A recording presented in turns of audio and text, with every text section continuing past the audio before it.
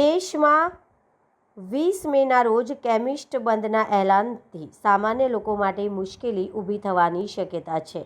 All India organisation of chemist and druggist દ્વારા online દવાઓના વેચાણ અને ભારે ડિસ્કાઉન્ટના વિરોધમાં દેશવ્યાપી બંધ જાહેર કરવામાં આવ્યો છે. આ બંધના કારણે અનેક શહેરોમાં મેડિકલ સ્ટોર બંધ રહેવાની શક્યતા છે, જેના કારણે દર્દીઓ અને ખાસ કરીને વરિષ્ઠ નાગરિકોને દવાઓ મેળવવામાં ભારે હાલાકી પડી શકે છે. તાત્કાલિક સારવાર લેતા દર્દીઓ માટે પણ આ સ્થિતિ ચિંતાજનક બની શકે છે. AIOCDએ સરકાર સામે ઓનલાઈન ફાર્મસી, હોમ ડિલિવરી અને કોર્પોરેટ ડિસ્કાઉન્ટ્સ વિરુદ્ધ કડક વલણ અપનાવ્યું છે.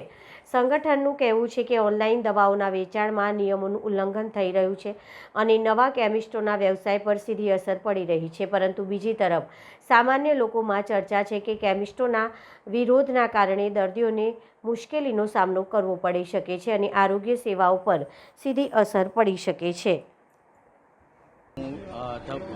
ગુજરાત સર્જિકલ એસોસિએશનના પ્રેસિડેન્ટ કેતન શાહ, હું બરોડા બેઝ છું અને અમે AIOCD તરફથી જે 20 તારીખે all India chemist and druggist એસોસિએશનનું જે બંધનું એલાન રાખેલું છે, એમાં અમે સર્જિકલ તરફથી પણ સપોર્ટમાં છીએ, કારણ કે અમારા પણ ઓનલાઈનને લગતા પ્રશ્નો છે. અમારી ઘણી બધી સર્જિકલની પ્રોડક્ટો અમને જે કંપનીના રેટમાં આવે છે એના કરતાં સસ્તા દરે ઓનલાઈનમાં વેચાતી હોય છે, એટલે એના માટે અમે એ વિરોધમાં સામેલ થયા છે. તથા કોર્પોરેટ્સને લગતા પણ જે પ્રશ્નો છે એ 3 મુદ્દાઓમાં, એમાં પણ અમારો વિરોધ છે.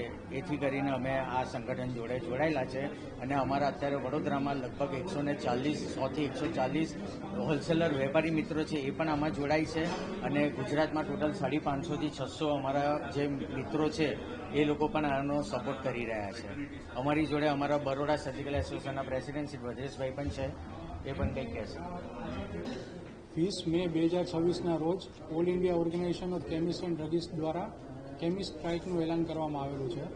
કેમિસ્ટ સ્ટ્રાઇકને લઈને અમારું રિટેલ અને હોલસેલ વેપારી વડોદરા કેમિસ્ટ ડ્રગિસ્ટ એસોસિએશન વતી હું વિનંતી કરવા માગું છું કે કેમિસ્ટ અને હોલસેલર્સ વેપારી આ બંધમાં જોડાઈ. માતૃ સંસ્થાને ક્યારેક ને ક્યારેક આપણી જરૂર છે, તો આ સપોર્ટ બંધ રાખીને સપોર્ટ જાહેર કરે.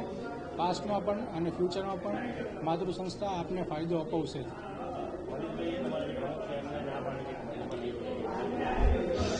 સાહેબ, આ વસ્તુ જ્યારે મનીષભાઈનો અંગત કોઈ રીતે કોઈ પ્રશ્ન હોઈ શકે જેના લીધે એમને કદાચ આ બંધમાં જોડાવાની ના પાડેલી છે, પણ આજની તારીખમાં અમારી પાસે 99% હોલસેલ વેપારીનું બંધ કરવાનું સમર્થન જાહેર છે, જ્યારે 70% રિટેલ કેમિસ્ટ સાથે અમે આજ સુધીમાં ટેલિફોનિક અથવા તો વોટ્સઅપ માધ્યમથી અમે પહોંચેલા છીએ.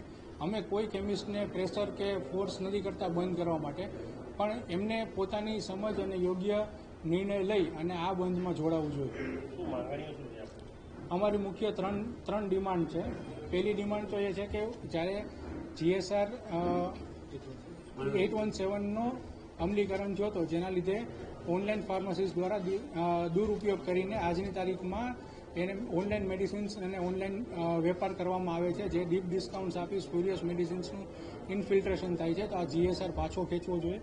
બીજી માંગણી અમારી એવી છે કે જ્યારે COVID-19 દરમિયાન એક GSR લાગુ કરવામાં આવ્યો હતો, જેમાં હોમ ડિલિવરીની સર્વિસ કરવા માટે AIOCD દ્વારા ગવર્મેન્ટ અપીલ કરવામાં આવી હતી અને ગવર્મેન્ટે આને મંજૂર કર્યું હતું.